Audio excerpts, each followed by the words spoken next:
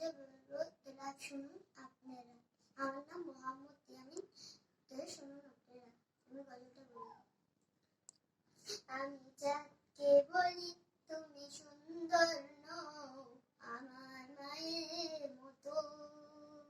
গোলাপকে বলি তুমি মিষ্টি নও, আমার মায়ের মতো।